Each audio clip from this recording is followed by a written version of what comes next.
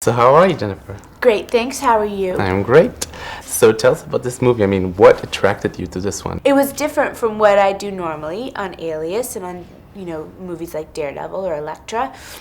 And it was closer to my own personality, which is a little goofier than the way people see me normally. I think this movie is also a lot about second chances. Well, there aren't any necessarily that I would take in my life, because I wouldn't change who I am now.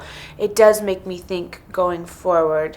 You can never be afraid to say to someone, "Oh, I'm sorry about that. Let's fix that conversation and start fresh." There's always room to go back and invite someone in, or at least give it a try. Now, did you actually go and learn how to be an editor? Yes, I went to a magazine in New York and I spent a couple of weeks there every day. It's probably I worked very as an intern. refreshing for you to do a movie like that. Yes, when you was get so hurt every week in Alias. Yeah, it was nice not to have any bumps or bruises for a while. The success of Alias is amazing. Yes, I was totally taken off guard when Alias became a success. And I mean, also your life changed a lot because all of a sudden, you're being interviewed, red carpet, they weren't running after you when you did Dude, Where's My Car? No, they weren't. Nobody really cared when I did Dude, Where's My Car. You're right.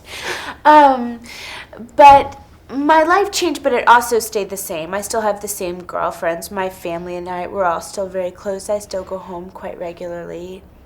So it's not quite as exciting as you might imagine. I do, I am new to the red carpet though, and so that's kind of fun.